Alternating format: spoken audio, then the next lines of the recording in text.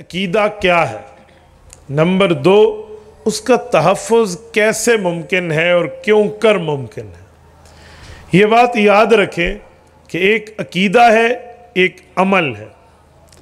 رسالت مآب علیہ السلام سے عقائد بھی ثابت ہیں اور اعمال مسائل بھی ثابت ہیں۔ غلطی آج یہ پائی جاتی ہے، یا تو اہل علم کی بات کو عوام سمجھی نہیں ہے، یا شاید اہل علم سمجھا نہیں پائے کہ ہم نے لوگوں کو اس ڈگر پہ چلا دیا ہے کہ جی رسول اللہ صلی اللہ علیہ وسلم کے ہاں تو نرمی ہے، آقا انعامدار تو ہم معاف کرنے والے ہیں، اسی لیے کوئی عقیدے میں لے دو کی بات بھی ہو جائے تو مان لیں، آقا نے نرمی فرمائی ہے تو ہم نرمی کیوں نہ کریں۔ یہ بات عین غلط ہے کہ رسالت مآب نے کسی عقیدے پر نرمی فرمائی ہے۔ یہ اس دھرتی پہ سب سے بڑا جھوٹ ہے۔ رسول اللہ نے جہاں نرمی فرمائی ہے وہ مسائل ہیں، اعمال ہیں، عقائد نہیں۔ عقائد میں اللہ کے رسول مضبوط چٹان سے بھی سخت مضبوطی میں ٹھہرے ہیں، اور اللہ کے رسول نے ایسے جم کر ڈٹ کر دکھایا ہے جیسے ڈٹ کر دکھانے کا حق ہے۔ رسول اللہ نے نرمی فرمائی ہے، ذاتیات کی بات اٹھا لیں، اعمال کی بات اٹھا لیں، مسائل کی بات اٹھا لیں، جس میں اسپیس مل سکتا ہے، گنجائش مل سکتی ہے، وہ مسائل ہوتے ہیں، وہ عقائد نہیں ہوتے۔ آؤ میں آپ کی خدمت میں ایک بات پیش کرتا ہوں۔ قرآن کریم کھولیے، احادیث پاک سے پہلے اللہ کے قرآن کو دیکھیں کہ عقائد اور مسائل میں رسالت مآب کی نرمی کہاں ملتی ہے۔ سورۃ الکافرون کھولیے، 30واں پارہ ہے، آخری صفحہ ہے قرآن کریم کا، اور یہ آخری صفحات ہیں، اگلے صفحے پر قرآن مکمل ہو رہا ہے۔ آیت شروع ہوتی ہے، قُلْ يَا أَيُّهَا الْكَافِرُونَ لَا أَعْبُدُ مَا تَعْبُدُونَ وَلَا أَنْتُمْ عَابِدُونَ مَا أَعْبُدُ وَلَا أَنَا عَابِدٌ مَا عَبَدتُّمْ وَلَا أَنْتُمْ عَابِدُونَ مَا أَعْبُدُ لَكُمْ دِينُكُمْ وَلِيَ دِينِ۔ یہ کیا کہا جا رہا ہے؟ یہ کفار کو خطاب کر کے کیا سمجھایا جا رہا ہے؟ قُلْ يَا أَيُّهَا الْكَافِرُونَ، محبوبہ آپ انہیں کہہ دیں اے کافروں، لا اعبد ما تعبدون، میں تمہارے ان بتوں کی عبادت نہیں کرتا جنہیں تم کرتے ہو۔ یہ کیوں حضور فرما رہے ہیں؟ کیا انہوں نے کوئی آفر پیش کی تھی؟ کیا انہوں نے رسالت مآب علیہ السلام کے سامنے کوئی لالچ کے انداز میں کوئی سفارش کی تھی؟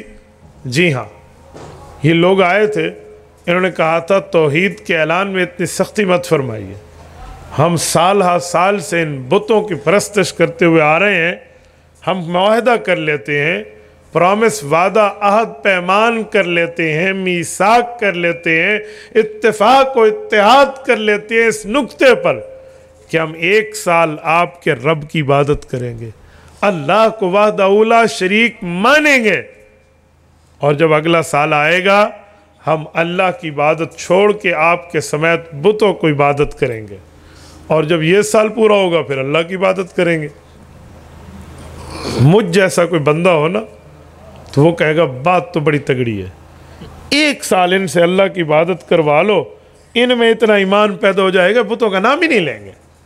معاہدہ کر لو، 1 سال آنے تو دو، اگلے سال ویکھی ویسی آپ پہ آنے دو، ہم جیسے لیکن عقائد اور مسائل میں بڑا فرق ہے۔ رسالت مآب نے اس پر کمپرومائز نہیں فرمایا، اس پر حضور پاک ایگری نہیں ہوئے، اور اللہ نے کھلا اعلان فرمایا لا اعبد ما تعبدون، کہ جس کی عبادت تم کر رہے ہو نا غیر اللہ کی عبادت محمد مصطفیٰ نہیں کر سکتا۔ عام طور پہ کامن سینس تو یہ کہتا ہے کہ 1 سال شاید توحید کی چاشنی نے مزہ دے اور یہ چھوڑ دیں، حضور پاک نے نہیں مانا۔ کیوں؟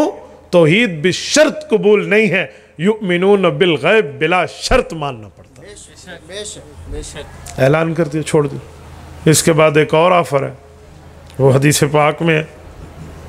وہ آفر کیا تھی؟ سیرت ابن ہشام میں امام ابن ہشام رحمہ اللہ نے نقل کیا، حضرت رسول اللہ کے شفیق چچا حضرت علی المرتضیٰ رضی اللہ تعالیٰ عنہ کے والد جناب ابو طالب کفار آئے ہیں کہ ہمارے مذاکرات کرا دیں اپنے بھتیجے کے ساتھ۔ انہوں نے کہا تجھے پتہ ہے جب مذاکرات کرنے ہوتے ہیں تو کوئی 50-50 کا کام بنتا ہے، کیا آفر کر رہے ہو؟ کیا شرط رکھوں اس کے سامنے؟ کیا مذاکرات کرو گے؟ کوئی چیز لائے ہو؟ انہوں نے کہا جی بہت سی چیزیں. 3 آپشن ہیں. انہیں کہیں خوبصورت لڑکی چاہیے نا، یہ آرڈر کریں، ہم اس کے قدموں پر نچھاور کر دیں گے. مال و دولت چاہیے، ہم اس کے در کو بھر دیں گے. سلطنت و حکومت و ریاست و طاقت و پاور چاہیے، ہم اس کو حکمران وقت اپنا تسلیم کر لیں گے. بس ودو لو تدہن فیدہنون، تھوڑی بہت نرمی کر لیں ہمارے ان معاملات میں، ہم نرم ہو جائیں گے. لڑائی ختم، فساد ختم، امان امان کا دور آ جائے گا. کسی قسم کے ایک دوسرے پہ ہم کوئی بات نہیں کریں گے. ابو طالب یہ آفر لے کر اللہ کے رسول کے پاس آتے کہ بھتیجے یہ تجھ سے ایک بات کرنے آئے ہیں. کہتے ہیں ہم سال ہا سال سے آ رہے ہیں، آپ کے بھتیجے نے کل یہ کام شروع کیا ہے، اور ہمارے ولیوں کو نہیں، ہمارے نبیوں کو نہیں، ہمارے باپ داداؤں کو نہیں، ہمارے خداؤں کے خلاف بات کرنا شروع کر دی ہے. اسے سمجھاؤ. لڑکی چاہیے حسینہ جمیلہ، اس کے بستر کی عزت بنائیں گے.